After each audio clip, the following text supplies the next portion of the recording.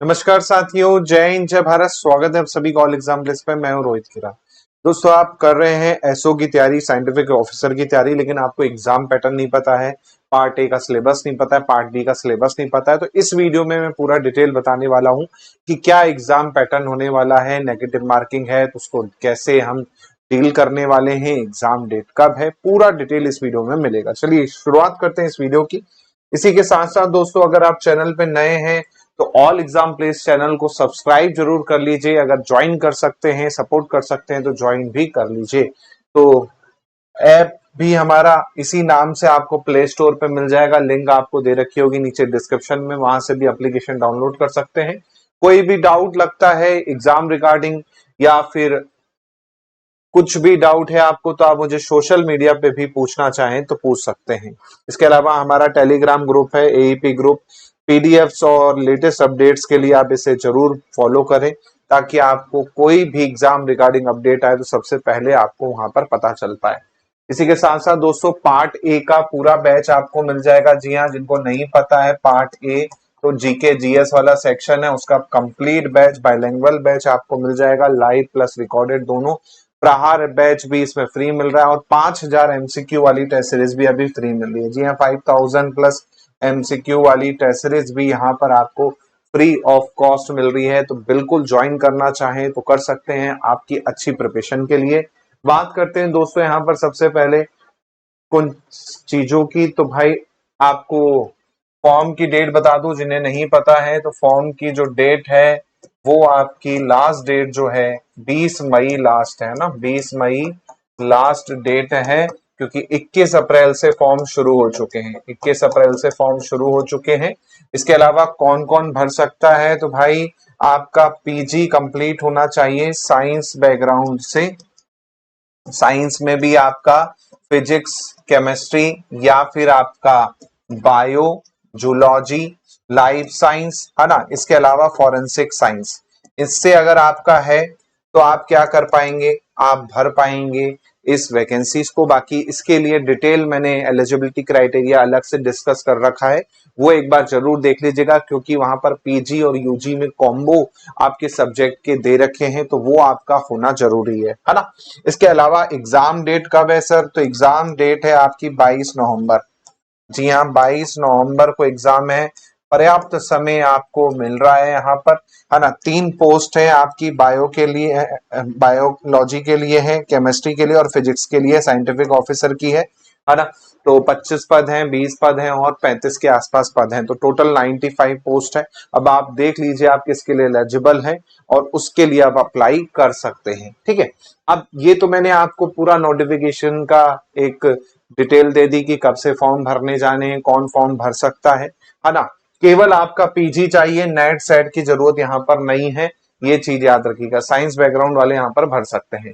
इसके अलावा exam pattern की बात करें तो ये एग्जाम पैटर्न है। क्या है एग्जाम पैटर्न में, तो भाई एक पेपर होगा, उसमें एक सेक्शन होगा पार्ट ए, एक सेक्शन होगा पार्ट बी। पार्ट ए में 50 क्वेश्चन होंगे, जो कि 3 मार्क्स का एक क्वेश्चन होगा, 150 मार्क्स का आपका क्या होगा, 150 मार्क्स का पार्ट ए होगा। ऐसी पार्ट बी में भी आपका 3 मार्क्स का एक क्वेश्चन रहेगा। क्वेश्चन की संख्या यहाँ पर 3 हो, आपकी 100 होगी। टोटल मिला के 300 मार्क्स का आपका पार्ट बी होगा। टोटल पेपर जो होगा रिटर्न आपका 450 मार्क्स का होगा। अब इसमें आप अच्छा परफॉर्म कर लेते हैं तो आपको इंटरव्यू के लिए बुलाया जाएगा। इंटरव्यू 50 मार्क्स का होगा और टोटल आपकी फाइनल मेरिट जो बनेगी वो 500 में से बनेगी। जी हाँ, फाइनल मेरिट जो बनेगी 500 मार्क्स में से बनेगी, ये चीज ध्यान रखिएगा, है ना। इंटरव्यू में जनरली होता क्या है, वैकेंसी का 3 टाइम्स जो है जनरली आपका क्या है बुलाया जाता है। वैकेंसी का 3 गुना, मतलब 25 वैकेंसी है तो 75 लोगों को, है ना। 20 वैकेंसी है तो भाई आपका 60 लोगों को, या फिर उससे थोड़े से ज्यादा भी हो सकते हैं समान अंक वाले, लेकिन 3 गुना जो है आपका बुलाया जाता है।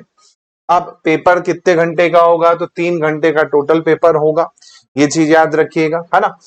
पार्ट बी जो है वो आपका सब्जेक्ट रहने वाला है ना। जैसे बायोलॉजी में बायोलॉजी का सिलेबस है, केमिस्ट्री में केमिस्ट्री का सिलेबस दे रखा है और फिजिक्स वालों के लिए फिजिक्स का सिलेबस दे रखा है। तो ये चीज आपको ध्यान रखना है। अभी फिजिक्स और बायोलॉजी का सिलेबस आ चुका है, केमिस्ट्री का सिलेबस आना बाकी है।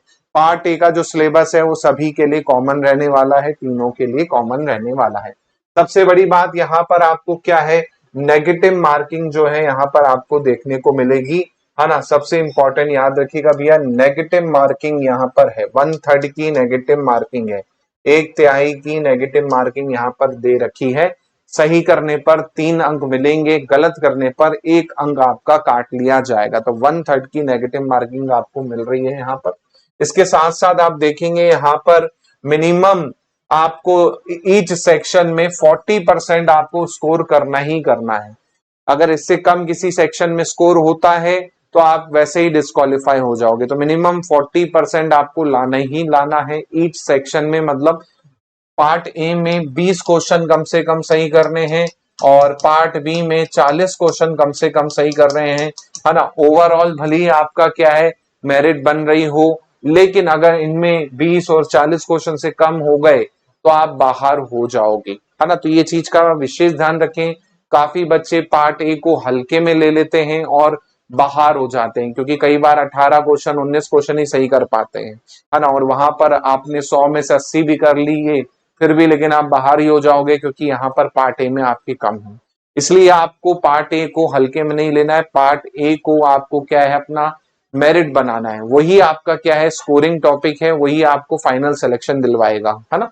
तो बिल्कुल ये चीज आपको ध्यान रखिएगा। जो कैटेगरी से आते हैं उन्हें 10% की छूट है, तो उन्हें 30% मतलब मिनिमम स्कोर करना है। तो भाई 50 का 30% मतलब 15 क्वेश्चन हो गया और 30 क्वेश्चन हो गया, तो मिनिमम 15 क्वेश्चन और 30 क्वेश्चन पार्ट ए और पार्ट बी में आपको करने ही करने हैं। इससे नीचे हुए तो आप ऐसे ही डिस्क्वालीफाई हो जाओगे, है ना। ये तो बात हुई मिनिमम क्वालिफिकेशन की, है ना। मैक्सिमम आपको लाना है, मेरिट में लाना है, क्योंकि भाई बाकी कैंडिडेट क्या करेंगे, आज ज्यादा से ज्यादा स्कोर करने की कोशिश करेंगे।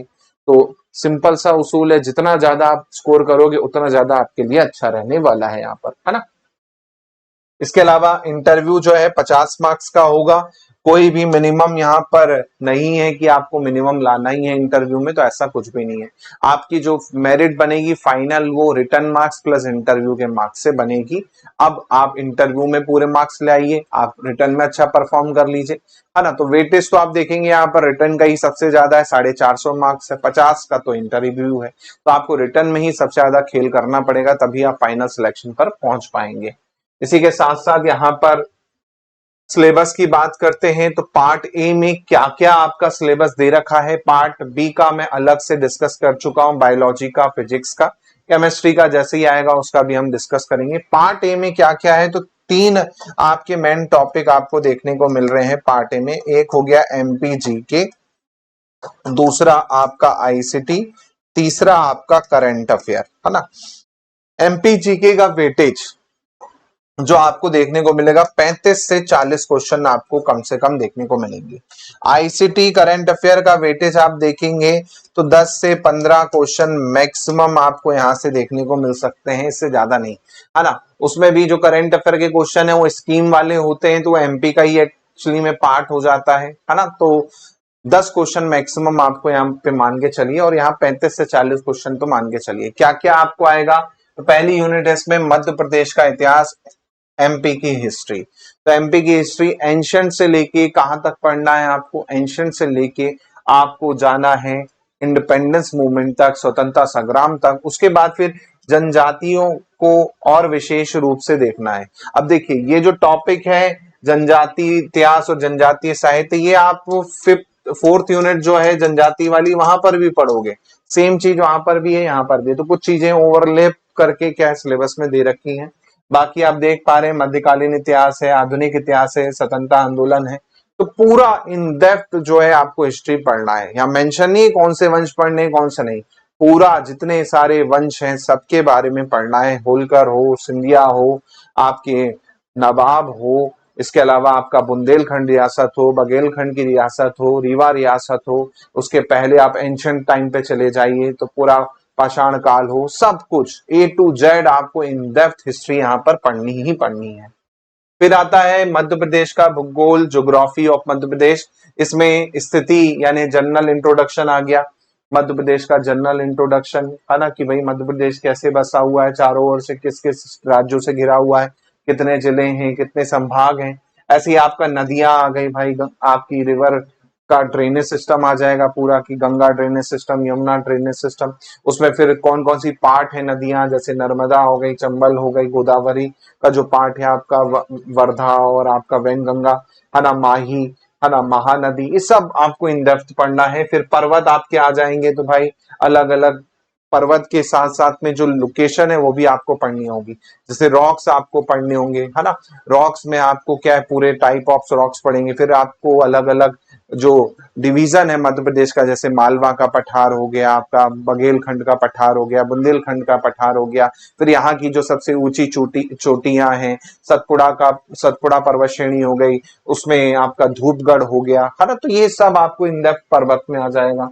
फिर आपका जलवायु आ जाएगा, तो जलवायु पे आजकल काफी अच्छे क्वेश्चन आ जाते हैं, है ना। इसके अलावा मिट्टी आ जाएगी, है ना, आपका वन आ जाएंगे, वनोपज आ जाएगी, वन के में आप क्या पढ़ोगे, फिर नेशनल पार्क और ये सब आपका पूरा आ जाएगा। लिखा तो है नहीं लेकिन पढ़ना सब कुछ है आपको।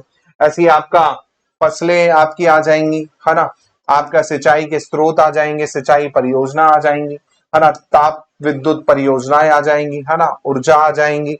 फिर मिनरल्स आ जाएंगे अलग अलग टाइप के, है ना। इसके बाद लास्ट आपका पॉपुलेशन और सेंसस वाला पार्ट है वो आ जाएगा। फिर यातायात भी दे रखा है आपको सिलेबस में। फिर आपका फूड प्रोसेसिंग इंडस्ट्री भी यहाँ पर दे रखी है। तो इन डेप्थ कुल मिला के आपको भूगोल जो है यहाँ पर करना है।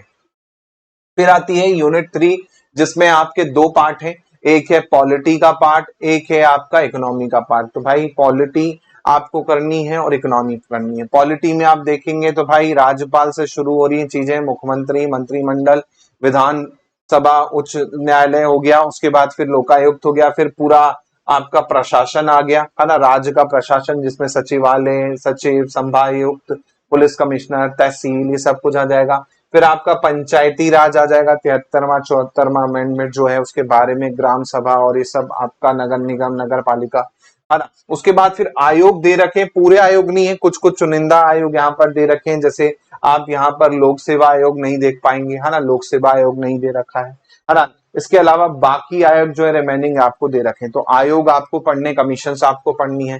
फिर यहाँ पर कुछ एक्ट आ जाते हैं, एक्ट में पैसा एक्ट हो गया जैसे आपका, है ना, ऐसे ही आपका 1996 का पैसा एक्ट हो गया। फिर आपका 86 का एनवायरमेंट प्रोटेक्शन एक्ट हो गया। फिर आपका गोवध प्रतिषेध अधिनियम 2004 का हो गया, है ना। तो ये आपके आ जाएंगे। इसके बाद फिर आता है इसमें इकोनॉमी का सेक्शन। इकोनॉमी में बेसिक कॉन्सेप्ट पहले आपको पढ़ना पड़ेगा। जो सर्वे आपका आता है, इकोनॉमिक सर्वे हर साल, या बजट जो आता है वो आपको देखना है। उसमें आपकी बेसिक चीजें क्लियर हो जाएंगी, जीडीपी और ये जो डेटा होता है वो आपको यहाँ पर करना होगा। फिर आपका एग्रीकल्चर और रूरल डेवलपमेंट, इसमें आपका एग्रीकल्चर से रिलेटेड चीजें आ जाएंगी, फसलें आ जाएंगी, सिंचाई वाला जो पार्ट है, ओवरलैप जो हो रहा है ज्योग्राफी में, वो भी यहाँ पर आपको देखने को मिलेगा। ऐसे ही आपको यहाँ पर क्या आ जाएंगे, इंडस्ट्री आपको आ जाएंगे अलग अलग टाइप की, है ना। उसके बाद फिर आपका हेल्थ हो गया, एजुकेशन हो गया, स्किल डेवलपमेंट हो गया, टाइप ऑफ कॉलेजेस हो गए, मेडिकल कॉलेज हो गए, इंजीनियरिंग कॉलेज हो गए, आयुर्वेदिक कॉलेज हो गए, स्किल के लिए जो आपके कुछ कर रही हैं। फिर एक करंट अफेयर का आ जाएगा, देखिए सस्टेनेबल डेवलपमेंट गोल हो गए, है ना, ऐसे ही व्यवसायी सुगमता, बहुआयामी और सूचांक हो गए, इंडेक्स हो गए मध्य प्रदेश के उसमें। तो ये आपको पढ़ना है। ये तो करंट अफेयर का एक तरह से पार्ट है। अब इसमें बहुत सारी चीजें आपकी नहीं लिखी, जैसे स्कीम्स, तो स्कीम पूरी आपको यहाँ पर करनी ही करनी है। इकोनॉमी से जुड़ी हुई बहुत सारी स्कीम्स है, एग्रीकल्चर से जुड़ी हुई स्कीम्स है, वो आपको यहाँ पर करनी पड़ेंगी। फिर आता है फोर्थ यूनिट, जो कि डेडिकेटेड है पूरा का पूरा एमपी की ट्राइब्स को।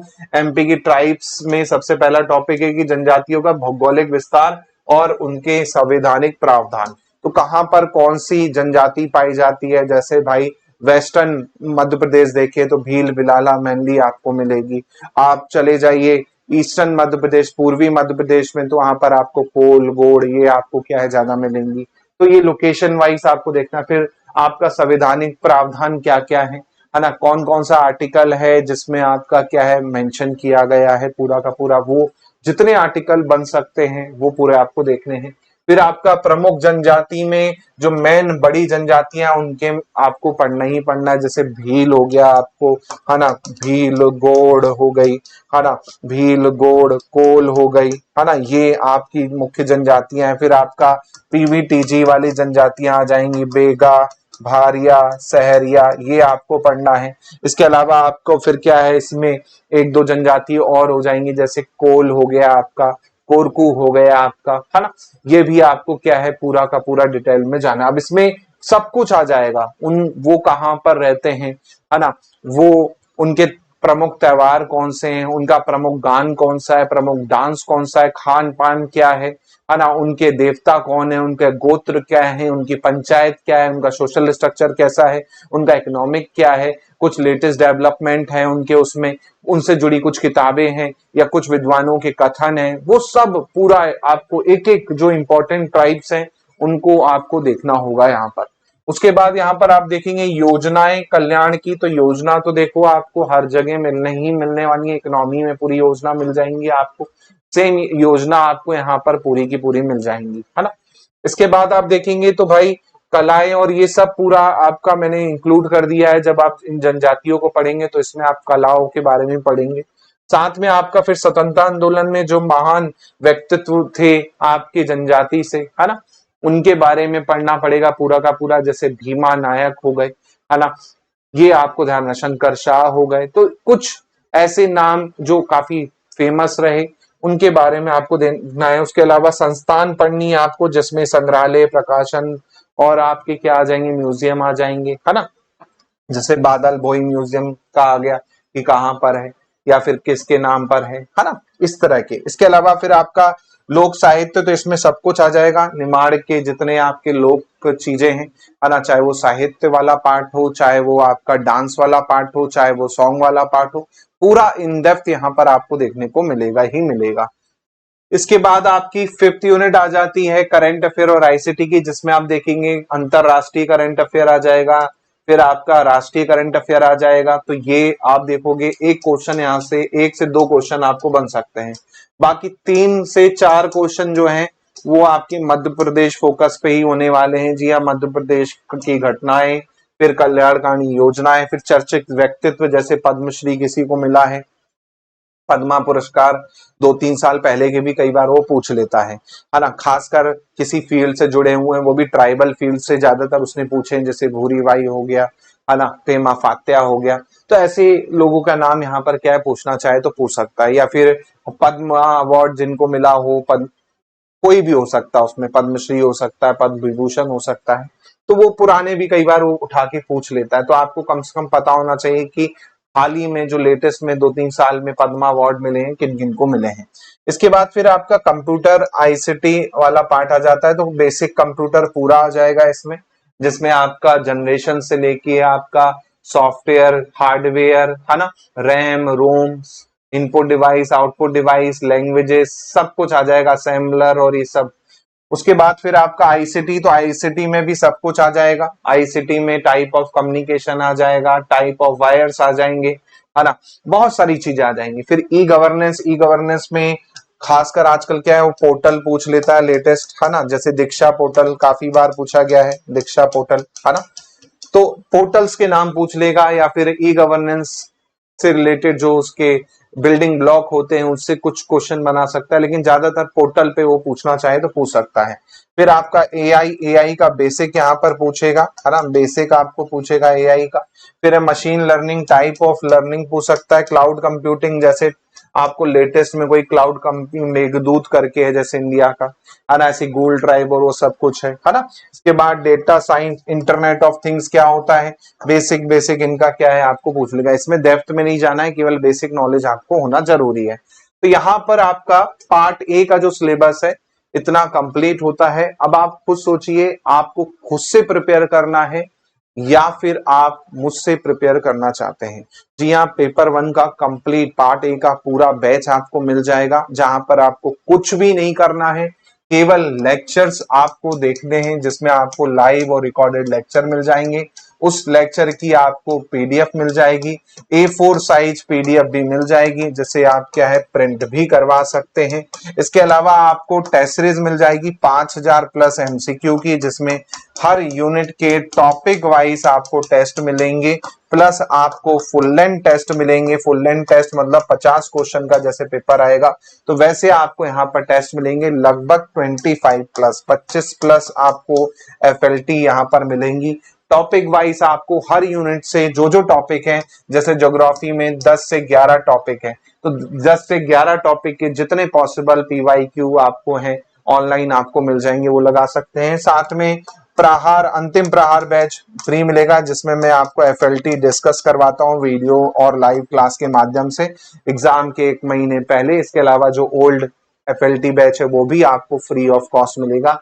केवल अभी मिल रहा है 999 प्लस जीएसटी। जी हाँ, जीएसटी भी आपको लगेगा, तो 1180 के आसपास का आपको पड़ेगा। लेकिन 1 ईयर की दोस्तों वैलिडिटी है, और भी एग्जाम्स आपके आएंगे, वहां पर भी आपको ये काम आएगा और इन डेप्थ आपको करना पड़ेगा। आप बुक भी लेने जाओगे तो 500 से 600 रुपए की एक बुक आएगी एमपीजीके की, फिर आईसीटी एंड करंट अफेयर इनकी बुक अलग लोगे और परेशान होगे खुद से पढ़ने में। यहाँ पर आपको एकदम क्रिप्सी नोट्स टाइप के भी मिलेंगे, जिससे आप पढ़ के बुक का काम कर सकते हैं। इसके अलावा लेक्चर में जो इंपॉर्टेंट चीजें हैं, जो पेपर हैं प्रीवियस ईयर या फिर जो एक्सपेक्टेड क्वेश्चंस हैं, वो सब मैं आपको प्रहार बैच में करवाता ही हूँ, वो आपको पूरा इन डेप्थ मिल जाएगा। तो बिल्कुल अगर आप करना चाहते हैं तैयारी, तो ऑल एग्जाम प्लेस से जुड़ जाइए। कोई भी डाउट लगता है तो नीचे दिए गए कॉन्टेक्ट नंबर पे आप कॉल भी कर सकते हैं, साथ में आप ज्वाइन कर सकते हैं इस बैच को।